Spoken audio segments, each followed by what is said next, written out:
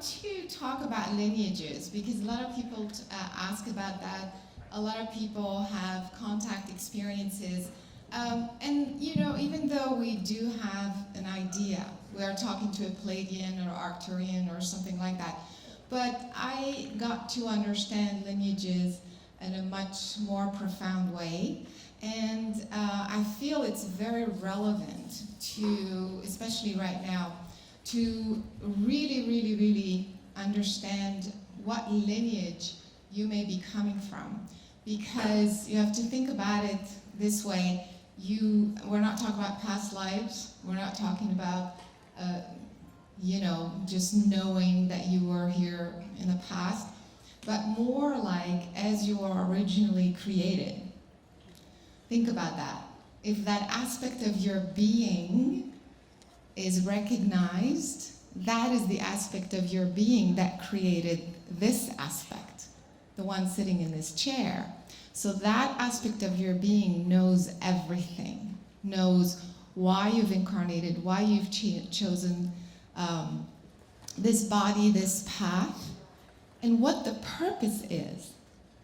So everything starts to make sense. So it's way beyond, I'm talking to a Pleiadian. Does that make sense? So that's the reason why, and to me, that's even more evidence of ET presence, because we are the ETs. Hello, don't you think? So, okay, well, let's begin. For those who have heard my story before, sorry, you have to hear it again a little bit. I'll try to zip through it. But basically, I'm going to talk about how it all started for me, briefly, and the mechanics, the mechanism that allows you to retrace your lineage. Because once you do that, then you know how to go back to it and retrieve more information. I'm going to talk a little bit about bloodline, because a lot of people ask me about Rh negative, and does that mean I'm an alien, and so on and so forth. So I'm going to talk a little bit about that. And then the different types of beings, and again, it's not just, you know, the ones that we hear about, but I want to expand your perspective on what could be out there that you may have come from. So this is me at the age of 5. What do you think? So I was just like standing there, and all of a sudden, I see these beings, and this was this huge group of light beings. It wasn't alien-like. Well, I mean, I was 5 years old. I had no concept of anything.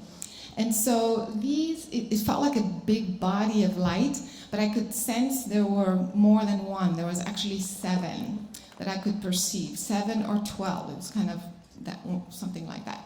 And so what happened was I realized that I became them, like it was me and them, and we started communicating telepathically. And they said that we are one and the same, that I was on this side of the veil in human form, and they were my spirit family, my lineage on the other side of the veil. And they said this communication, this connection is never severed. That's how it is. You are here, but it continues on in the stream of consciousness. And so it made perfect sense. So I kept kind of following that stream, and I could literally see where they had come from, where I had come from, and also the signature, kind of like how it felt. And I tell you, it felt like home. It was like, oh my God, that's how it should feel. Not like how the humans around me were, you know, bickering and like, I don't know what they were doing. But, you know, it was like, what is that? You know, this is the real thing. This is me. And they also said, if you want to, this communication is spontaneous. But if you want to keep it, because we're going to be with you, connected with you the rest of your life. So, but if you want this to continue happening consciously, you notice what your brain is doing. So right now, so I'm like having this communication, and I don't know what my brain's doing. I'm like 5 years old. So I'm like, what's my brain doing? They were basically teaching me intention. They were telling me to ask for whatever my brain was doing at the time to do it again, if I wanted to continue this communication. And so I also noticed that whatever they were sending, it was all codes, it was all geometry. And it was kind of like, I would see like one little code, but it would download like a zip drive. It would unzip into my human brain, into a whole kind of chapter, you know. It was like, I would see like a zip, you know, and then it would unzip in my brain, and it would be like, this is who we are, this is where you come from, this, everything I just told you. But it would be like a little thing. And so I remember that. I remember that so clearly. So this is what happened at the age of 5. I got to recognize that signature, and basically I intended to always recognize this signature. That's what basically happened. And so they kept saying, you have to ask, that's what it is.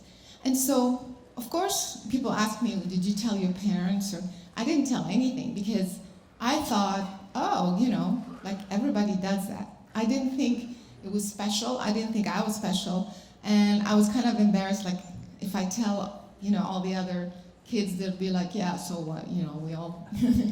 So I didn't say anything. And so, but later, I realized like, no, not everybody has this specific experience. So I wanted to know how.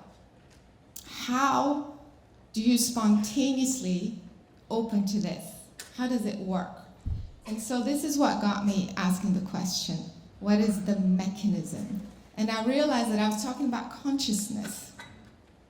And so it wasn't just what my brain did, what my consciousness did, but the medium, the transferring medium. What is the transferring medium that allowed that transfer, that connection to happen? So of course, you know, fast forward 20 years later, I researched this field, consciousness, and I started to find evidence right and left. You've all seen this is nothing too spectacular. Carl Sagan said, we are made of star stuff. We are literally made, so it's not just a theory.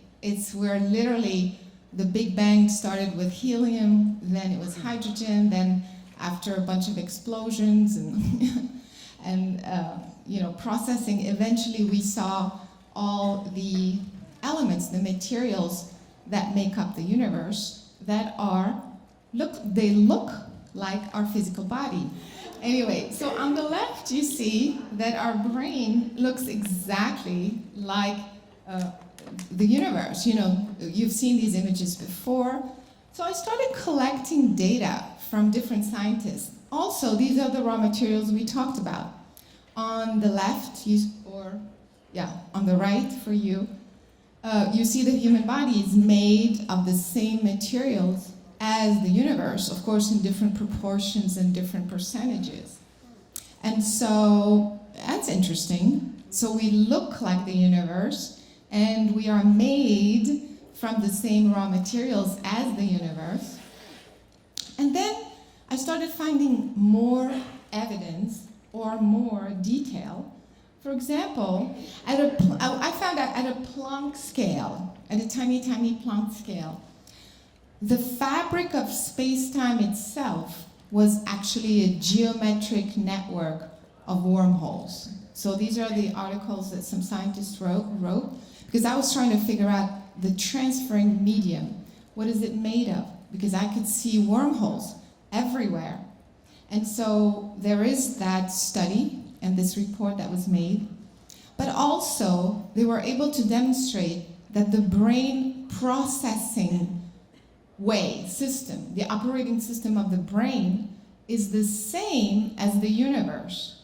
Not only that it's the same operating system, but in terms of capacity, the is also the same. Think about that. We feel that we're so messed up or confused, but your current brain can process the same amount of information as the entire universe. This was validated mathematically. How does that make you feel? Like, how come we can't, like, you know, figure things out? And yet our brain has that capability. Also, another very important thing that I found is there's a quantum coherence between the DNA and space-time itself. And so we not only look like the universe, we actually operate like the universe, right? And we function like the universe. So we are the universe. Does that make sense? We are just a fractal, a smaller operating system that operates exactly the same way as the larger system. So when we, you know, say we are communicating with the Pleiades, why is that so crazy? We are a miniature version of the larger operating system. So now I wanted to find out the connection between the two. Like, how does it work?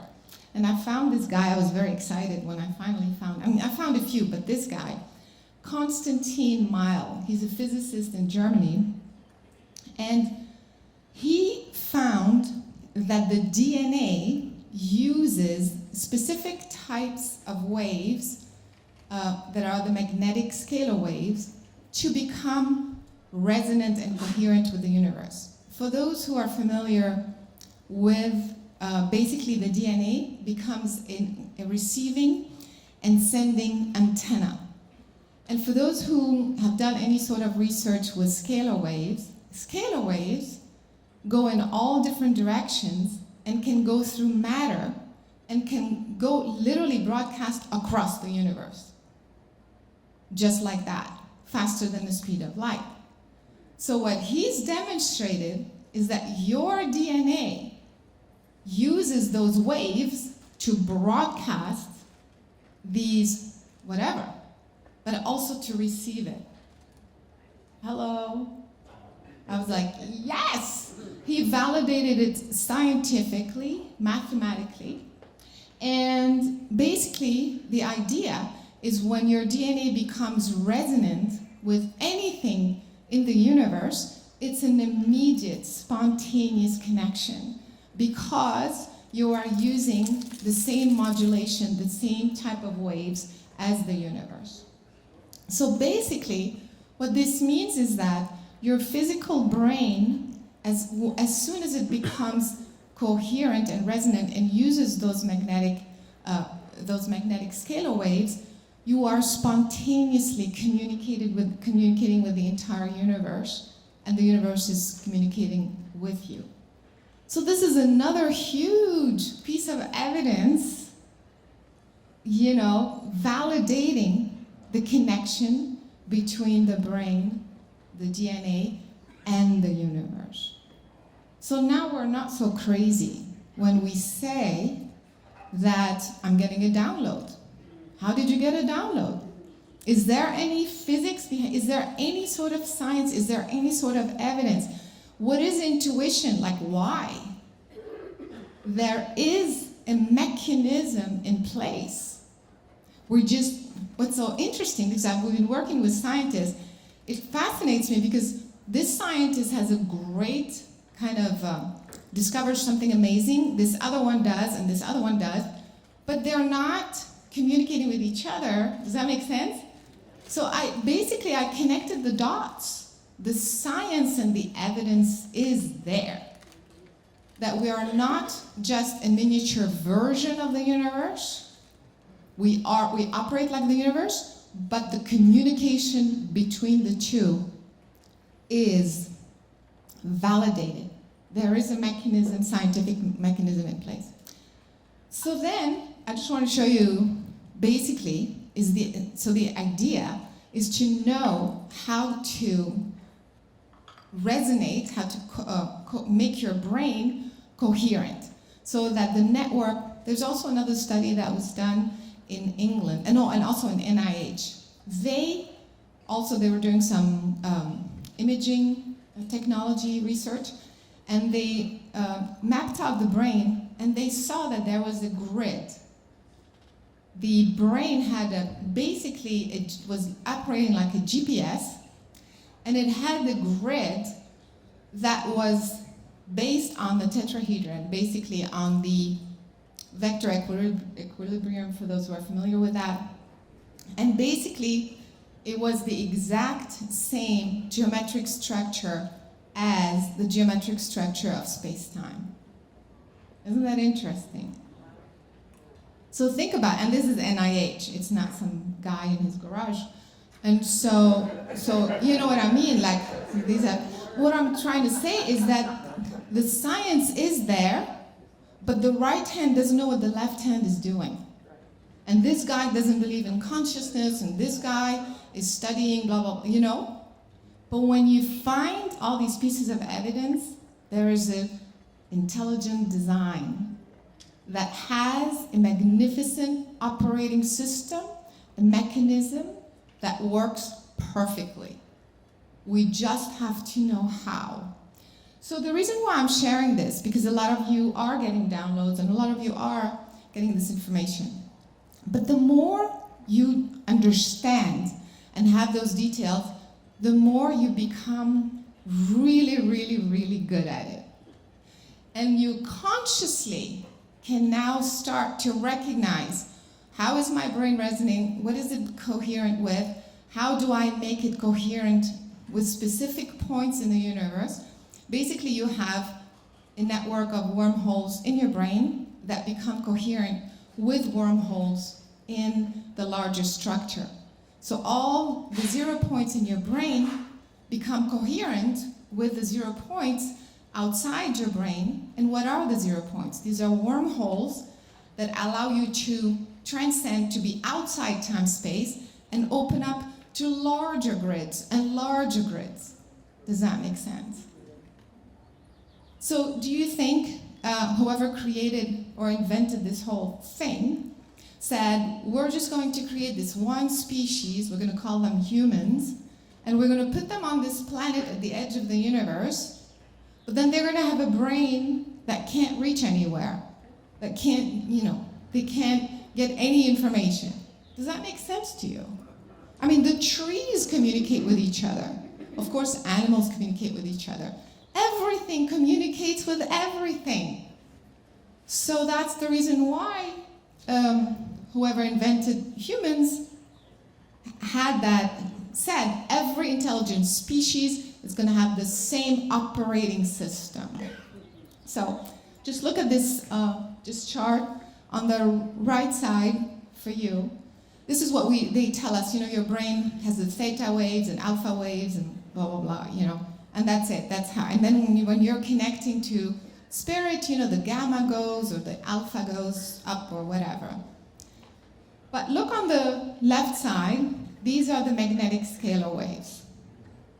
When your brain switches from linear thinking to multidimensional, meaning you're using your entire brain capability and connecting instantaneously.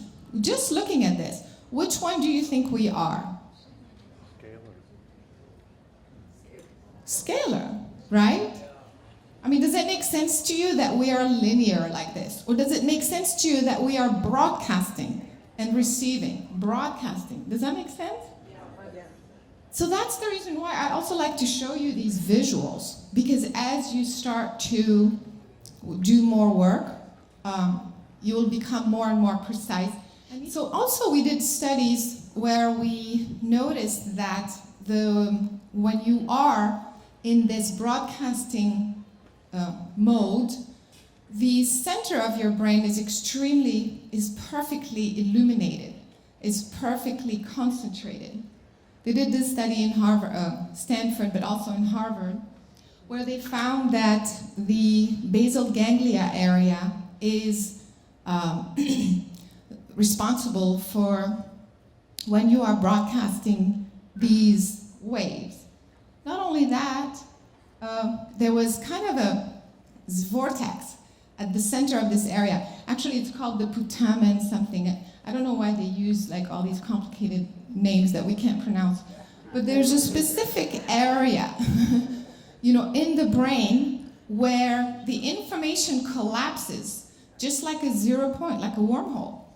The information collapses and you stop thinking linearly, and you go from the linear cognitive ability to speak a language, like right now I'm speaking the language and you're listening and you're processing. But then when you collapse through the 0 point, you become everywhere all at once, and it becomes experiential.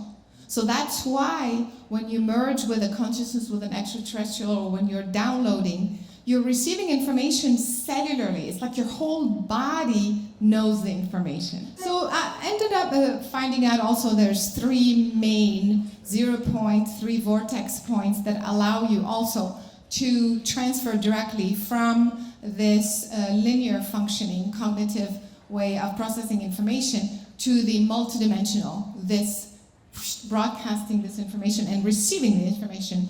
These 3 points are at the center of the brain, like I just said. One is at the thymus gland just behind the heart, and one is right behind the navel. And I'm talking of the points, of course, it's not the chakras that I'm talking about. I'm talking about where information collapses to allow you to switch over to this full brain capacity. I'm not going to do this exercise because I don't think we have time in this presentation. But let's talk about bloodline. Another thing, are you all interested? Otherwise, I'll skip this piece. Yeah, okay. So a lot of people also, we're trying to find like information, right? What else is an indication that I could be an alien? And so a lot of people think that having an Rh negative bloodline means that you are probably extraterrestrial. It is true that when you retrace that scientifically from a genetic point of view, it doesn't go back to the same evolutionary path as the Rh positive. However, I've spoken with multiple geneticists, and they say that the Rh negative factor is only on one gene. And also, what that means, usually the people who are Rh negative have specific physiological differences. Lower blood pressure, lower body temperature, they're psychic, they have they have this common denominator. But when the geneticists, when they looked at it, they see it's only one part of the genetic code, and those traits don't really get passed on from parent to children and so on and so forth. Rarely.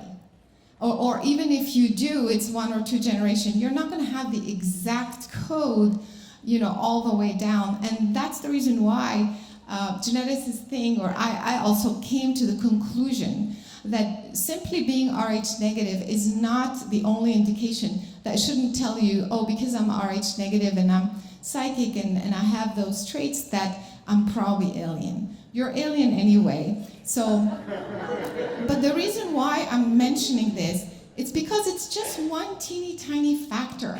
And there's so much more, much bigger story that will help you kind of understand what type of lineage that you are, as opposed to worrying about that. So for me, I would just kind of not worry too much about the Rh negative. Having said that, there also, have you heard of the Rh null? Yeah?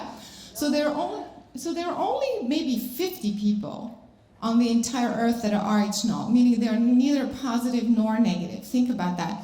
And we call them the golden blood type, because they can give blood to any blood type, because others can't.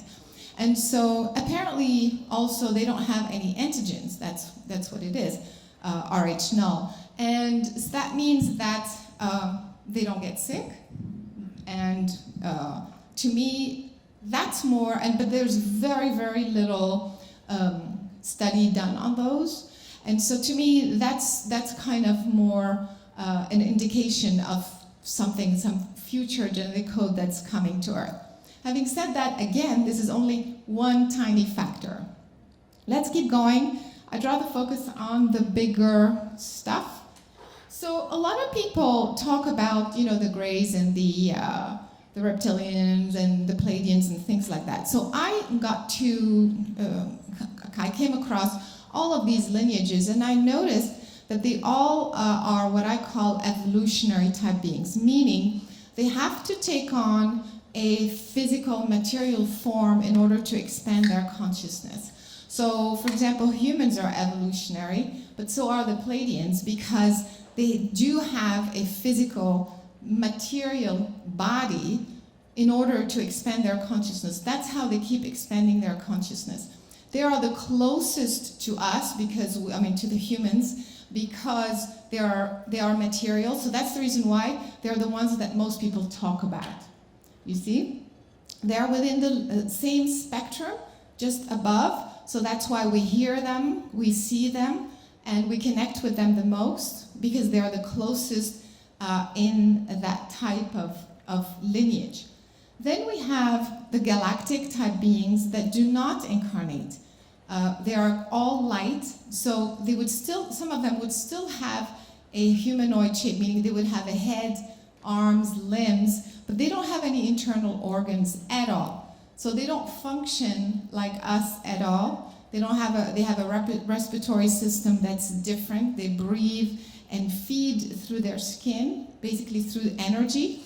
And so they wouldn't materialize, they wouldn't need to materialize in any physical form at all. And so these types of beings are more on the galactic level. And so they interact with us and don't necessarily have to incarnate.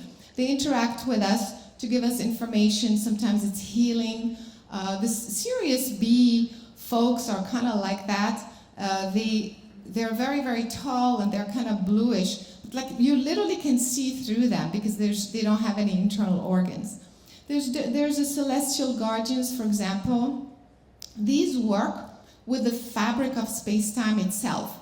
They work with literally with symmetry, with harmony, with kind of moving the energies so that they maintain their ratios and harmonics. So they would actually work with the plant life or with animals more than humans.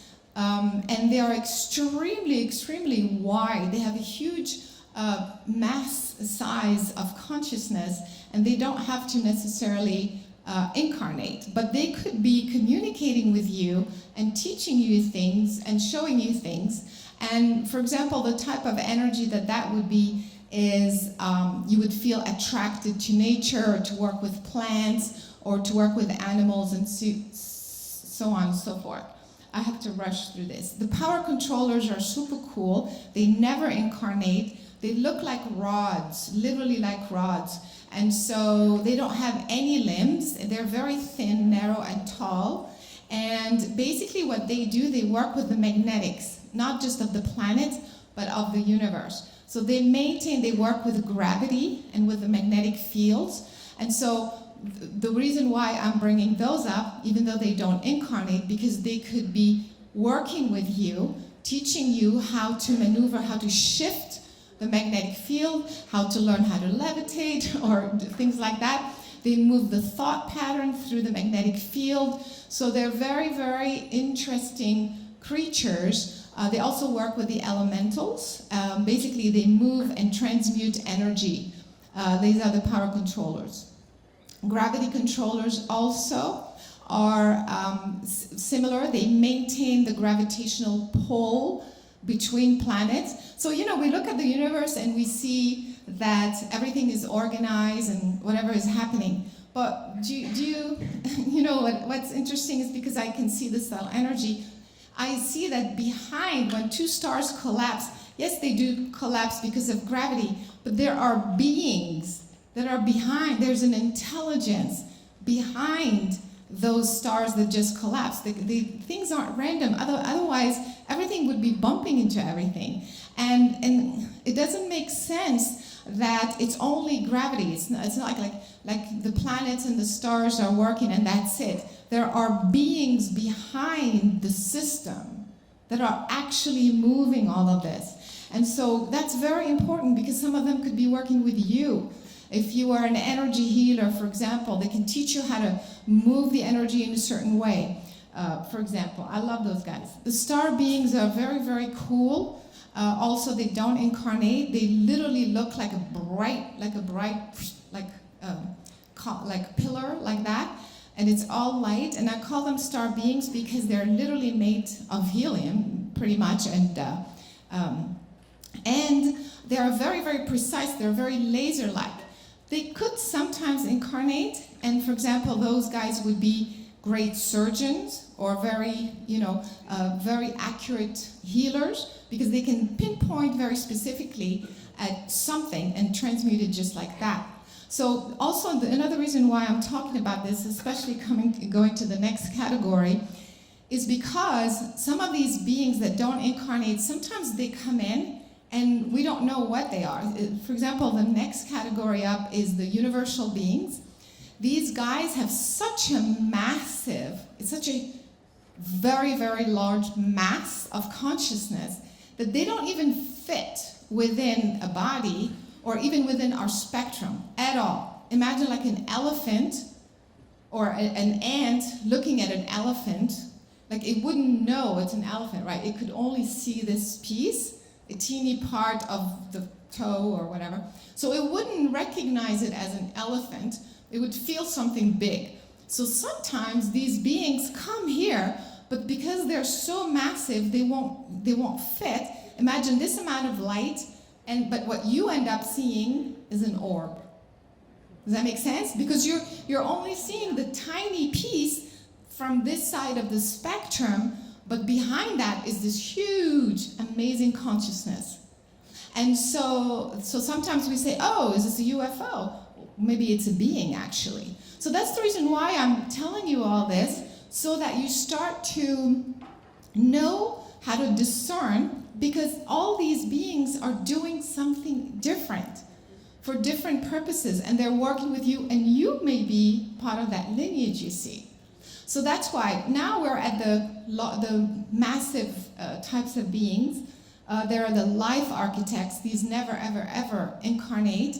And they don't even come to the planetary systems, actually, but they are the scientists of the universe. They pretty much, they're the ones that invent the DNA. So, we think there's only 24 species here or something. There's millions and millions and millions of types of species that the life architects pretty much create a different type of DNA every single time, and then it is sent, the power controllers, celestial guardians, different types of beings transport those DNAs and implant them on different planets. It's all intelligent life behind the forces that we think are just happening on their own, you see. So the life architects are gorgeous. The Melchizedeks also, you may have heard of the Melchizedek in different teachings, but they're mostly responsible for the spiritual or the history, the spiritual evolution of species. So for those who do connect with Melchizedek, for example, or who are receiving information from the Melchizedek, or if that is your lineage, you could be guided towards spirituality, but also the history of humanity, how humanity is evolving spiritually. That's kind of the main focus. The divine sons, this is a whole, there's different types of divine sons. These beings these are the closest to the original creation of any intelligent, meaning they're the purest or the first version of pure source energy, if that makes sense. And so these beings do incarnate once in a while for very, very specific reasons, for very important missions and dispensations. And because they're original, just from when they were created, their consciousness mass is the size of the universe and the multiverse, then when they do incarnate, it's very, very difficult, but when they do incarnate, they already, since they were kids, sometimes they're walk-ins, they're not even born the normal way, they are tapping into the entire universe consciously in the multiverse. And it's very important, the reason why I'm also talking about incarnation, because you have to be part of the species, one of them, to be able to alter the outcome of this evolution. Meaning, you have incarnated. Every time you have a thought, where do you think your thought goes? Einstein said, it's an energy form. Once an energy is created, it can never be destroyed. It's always there. So where did it go? It's an electric charge that is, that comes out of your brain when you think, and it literally gets embedded in the fabric of space-time. Think about this. It's literally there. It's literally there. The information is there. So think about, since the beginning of time, every single human that had a thought, I think they had multiple thoughts, thousands, millions of thoughts. Fast forward to today, civilization. All the humans that literally poured thought forms into the collective and into the fabric of space-time. That's why when you're here, you can find your past life, because when you were there, you put the information there yourself. Does that make sense?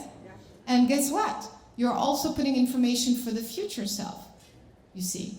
And this collection of thought forms, of information that's literally embedded in the fabric of space-time is what we call the Akashic Record. It's a library. It's everybody's thoughts all the time. So going back, so think about what you're thinking, because it's going there. It's not going anywhere, unless you, who put it there, changes it. Does that make sense? Or, going back to the divine sons, you become a human. So that's why, as I'm thinking, I am changing the information of all humans, right? Because I'm putting new information that wasn't there 5 minutes ago. Does that make sense? That you can tap into directly through your thoughts in this process. Does that make sense? And so when a divine son, a particular type of being, comes in and has to become one of humanity to alter the collective consciousness. Does that make sense? And so, you heard about you have to have 144,000 whatever to change the outcome. I don't agree. It takes one. It takes one being that has the original mass of consciousness to incarnate as a human. Because that being, when he starts to think, it kind of balances out, because his consciousness is equal to the universe. And the other humans are still evolving, you see? They're thinking right and left. I'll go do a little bit of addiction. I'll go do a little bit of, whatever. I'll go mess up my relationship. I'll go think about money and sex. And you know what I mean? Like, we're just creating whatever, right? Makes sense? But here comes, the more you evolve, the more your thought starts to have that higher vibration, the universal size vibration, and then you start to alter the outcome of the collective consciousness. That is the purpose of incarnation. The Pleiadians and the angels can be great inspiration. They can help us inspire to do something, but they will never alter the outcome, change the outcome of humanity unless you're a human. Does that make sense? And so that's the reason why you have to think every time, for example, right now, what is awakening? What is the evolution?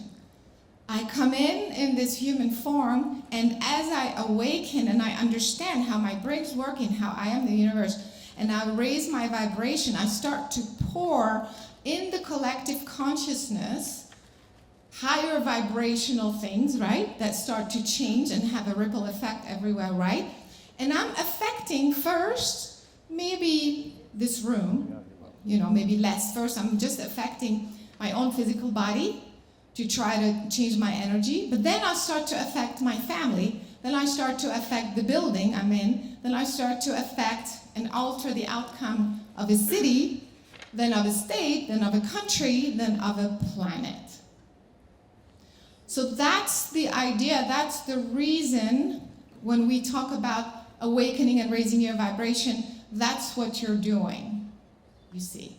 So you realize that when you are here, every thought that you have is having that outcome, and that is the reason why pouring the proper type of information with the proper frequency in embedding it in the fabric of space-time is how we awaken humanity.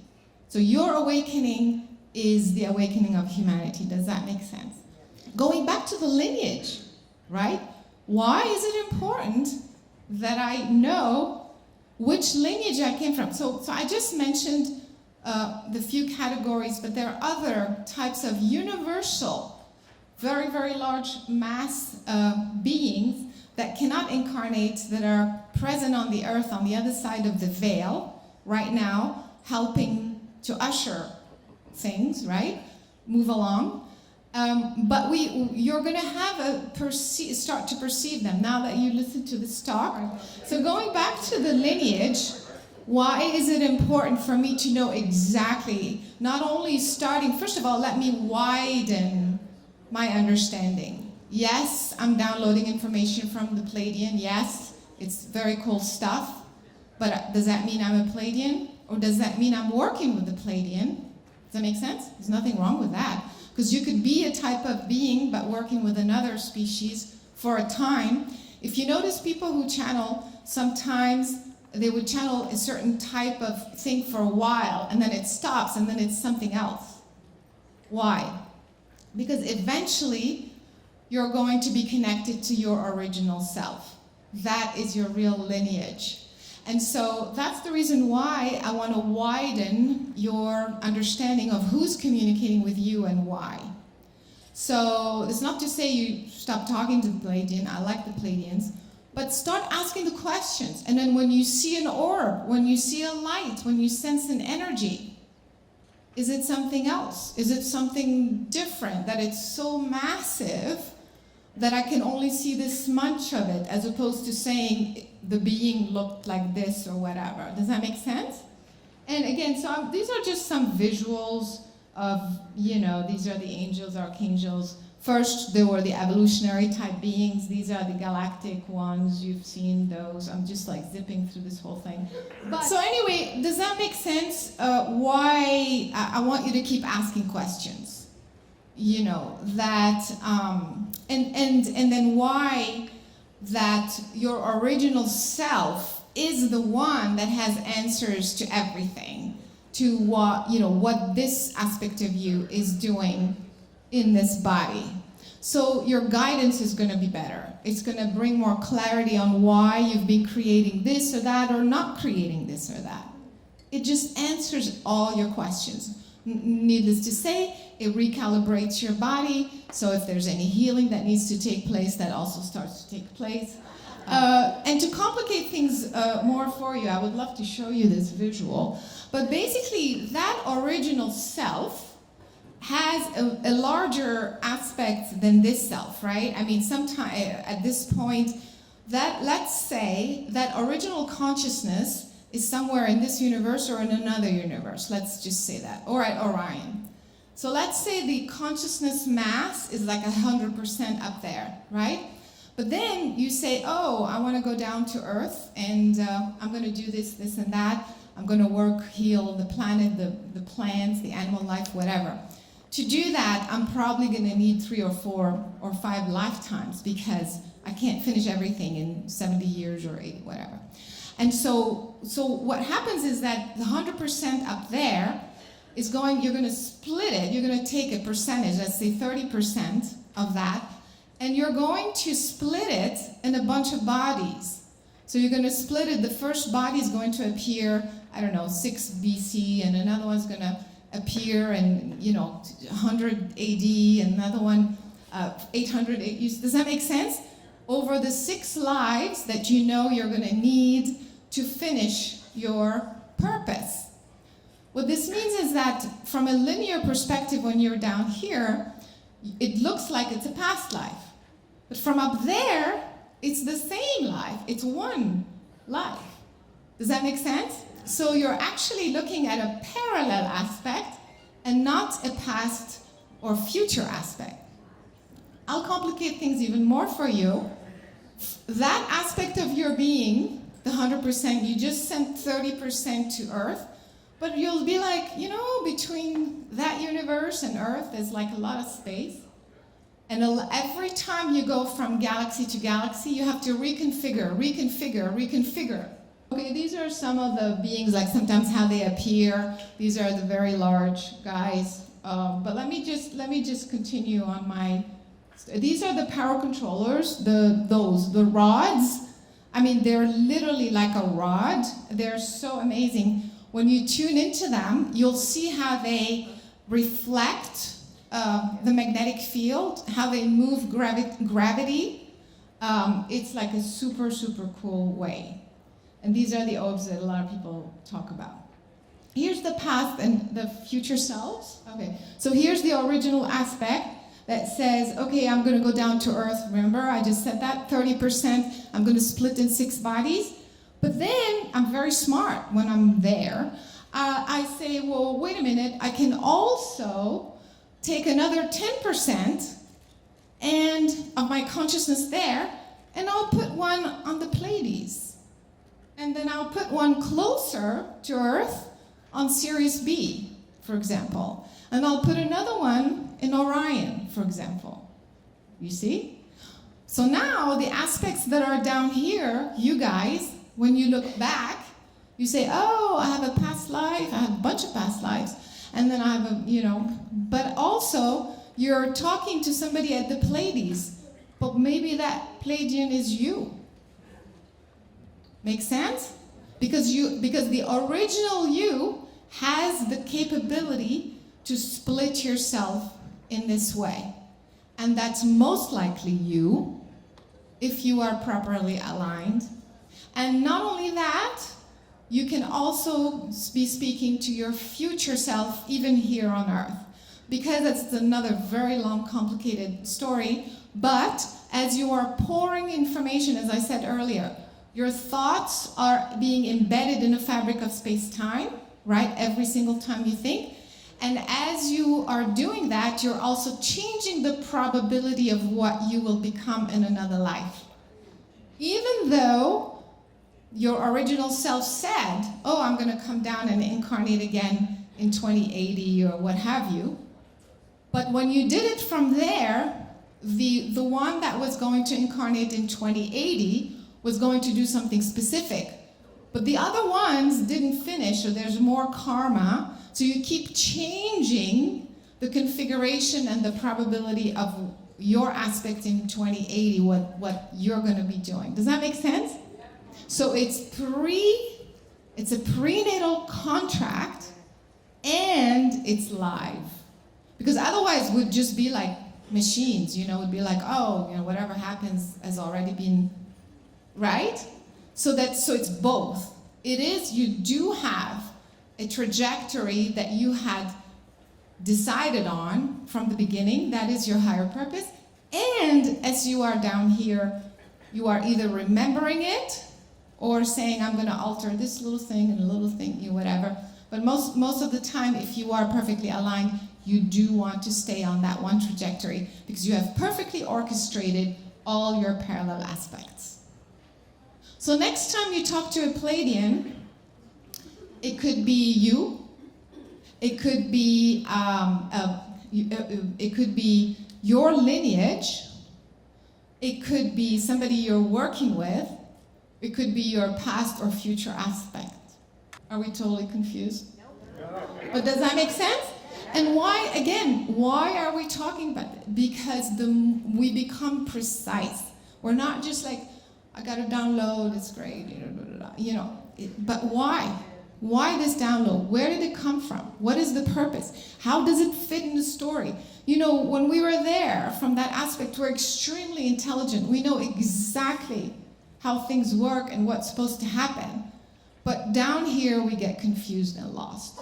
So that's why I'm sharing all this information. The more information, the more you start to ask more questions, more precise questions, so that you remember who you really are. Does that make sense? So there's a whole protocol that I follow, like I said, we usually do an experiential to kind of physically go back to this alignment and start to align with this original self. This is a very simple one. It's actually one of them, but it gives you some idea.